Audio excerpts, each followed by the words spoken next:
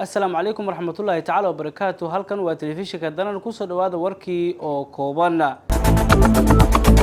xildhibaanada baarlamaanka Soomaaliya ayaa maanta waxay ansixiyeen sharciga tacliinta sare. in ka badan 10 guri oo ku yaala degmada Garas Baale ee gobolka Banaadir ayaa ku basbeelay kadib dab ka kacay halkaasi. cabsi xoogan ayaa soo wajahday dhalinyarada Soomaaliyeed ee ku nool dalka Jarmalka. madaxweynaha cusub ee dalka Mareykanka oo noqonaya madaxweynihii markaasi ku guuleystay codeyn ka dhacday guud ahaan gobolada ay ka kooban tahay dalka Mareykanka waxaana ku guuleystay madaxweyne Donald J. Trump.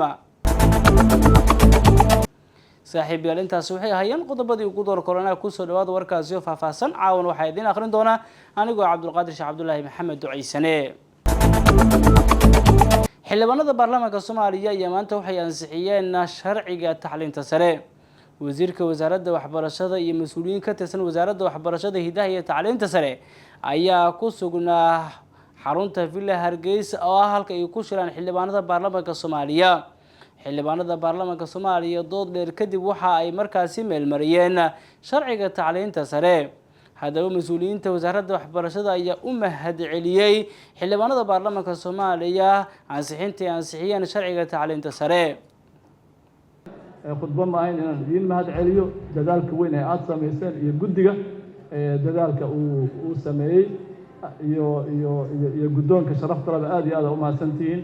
marka haddii lilaahinimo loo hadlayo waa sharci waajibaadkeena gudanaya marka waxaan ka codsanahay xildhibaanada qaranka ee sharafta leh innaga oo dowrkeena gudanayna sharcigan in la ansixiyo lana meel mariyo si uu dhaqan galo.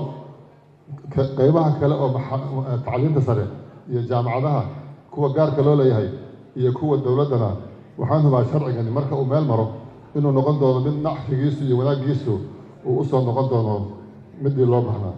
aad baad u mahadsantihiin in badan guddigu uu mahadsan yahay. waxaa sidoo kale aad u mahadsan guddoomiyaha guddiga oo runtii si nafhurnimo ah u shaqaynayso si fiican u hogaaminayso. waa mahadsantihiin. wasalaamu calaykum waraxmatullahi wabarakaatu. in ka badan 10 guri oo ku yaala degmada Garas Baale ee gobolka Banaadir ayaa ku basbeelay dab ka kacay halkaasi.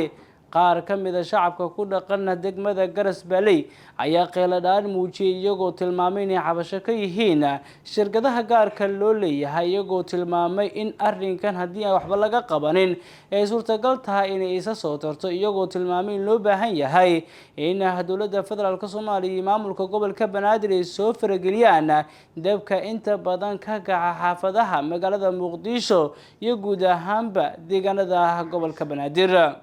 ورينا فرح إبراهيم يعقوب فرح ضيع يا قطبريت كاسي إنه فافاهنيا. وكاسا دب كاسا نقول عي بيك أنا صوب يقولوا أنا بيك هكرمنا بيك. قريها أنا دجلين أنا واقع مقنع ولا يصور علي معناها قرية جبنا مركز صور عرور يرى ماشي قدرتي أنا كول بالسنة مركز عملنا قرية ولا قاعة ومن المين ولا يجيبها الحمد لله رب العالمين نمعرب بوها إلها كيني مركز إلا إرسنا المرها marka intaas hadda anagana soo gaartay dhibkaan meesha yaalo aad u jeedaan marka intaas hadda soo gaartay wax nafaan kuma bixin wixii maalaan macnaa ilaaha keena ilaaha dad si aweel basama.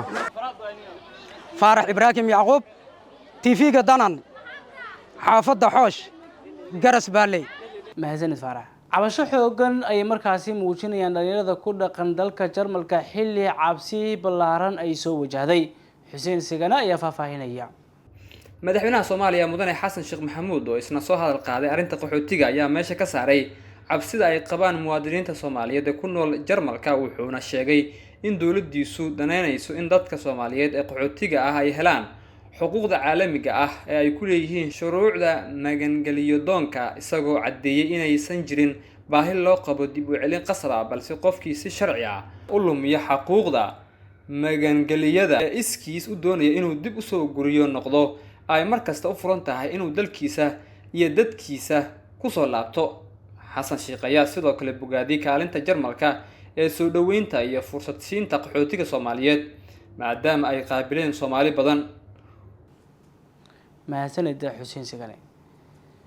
madaxweynaha Mareykanka Donald J. Trump ayaa markale ku guuleystay inuu hogaamiyo isla markaana uu noqdo madaxweynaha dalka Mareykanka.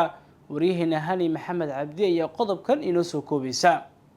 Donald Trump ayaa mar kale loo doortay madaxweynaha cusub ee Mareykanka wuxuuna ka adkaaday Kamala Harris oo ka socotay xisbiga dimuqraadiga ah isagoona sidaas ku noqday madaxweynaha 47aad ee dalkaasi. Donald Trump ayaa helay codadka ugu badan waxaana meesha ka baxday awoodda maamuleed ee xisbiga dimuqraadiga ah. Taageerayaashiisa ayaa durbaba iskugu soo baxay magaalooyinka waaweyn ee Mareykanka iyaga oo na sameynaya dabaaldegyo ay ku muujinayaan guusha Donald Trump. sidoo kale waxa soo daba dhacaya fariimaha hambaliyada ah ee loo dirayo Donald Trump waxaana hambaliyadaasi qayb ka ah madaxyo kala duwan oo qayb ka yahay madaxweynaha Soomaaliya Xasan Sheekh Maxamuud oo dhankiisa u diray hambaliyo ku aadan guusha Donald Trump. madaxda kale ee caalamka ee hambaliyada dirtay waxa qayb ka ah ra'iisul wasaaraha Israa'iil. dhankooda hogaamiyaasha dalalka Yurub, Afrika iyo Aasiya ayaa iyaguna tahniyada u diray Donald Trump iyaga oo muujinaya dareenkooda iyo bogaadintooda ku aadan guusha Donald Trump. haddaba sidee kula tahay guusha Donald Trump iyo sidoo kale soo laabashadiisa? qodobadeedkaasi ayaa ugu dambeeyay warka aad kala socoteen telefishinka Danan. anigu duceysanahay waxaan u mahadcelinayaa Cabdirasaaq Caato. warka xigeenteenu ku kulmi doona anagoo isku duuban waxaan idinkaga tegaynaa sidaas iyo nabadgelyo.